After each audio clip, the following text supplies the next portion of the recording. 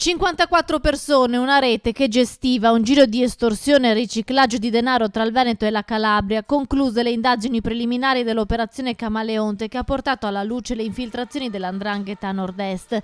39 persone erano già state arrestate o indagate, a queste se ne aggiungono altre 15 dopo le nuove testimonianze di imprenditori veneti vittime di estorsione.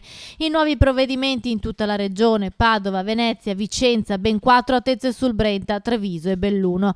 L'indagine era partita nel 2013 dalla provincia di Padova dopo il pestaggio e il tentato sequestro da parte dei fratelli Sergio e Michele Bolognino di Galliera Veneta ai danni di un imprenditore di Treviso. E proprio la città del Santo si conferma punto centrale dove la cosca cutrese del grande Aracri diramava i suoi tentacoli con la figura del calabrese Antonio Mangone di Legnaro. Tra gli sviluppi più importanti quelli che riguardano un imprenditore edile di Vigonza che ora è accusato di associazione a delinquere e di aver partecipato direttamente alle estorsioni.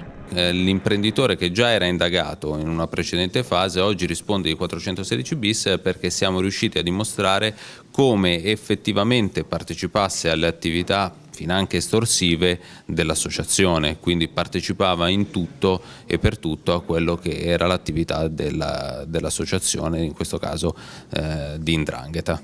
Carabinieri e finanzieri hanno raccolto in questi mesi le testimonianze degli imprenditori vittime del sistema di estorsione. Nei loro confronti venivano messe in atto continue pressioni psicologiche, un metodo mafioso che una vittima paragona a quello di Al Capone. In un caso la moglie di un imprenditore in lacrime ha raccontato dei risparmi di una vita andati in fumo. Il marito ora ha problemi di cuore e lei combatte la depressione. Oltre alle estorsioni poi c'era anche la parte della pulizia del denaro illecito che veniva riciclato attraverso false fatturazioni.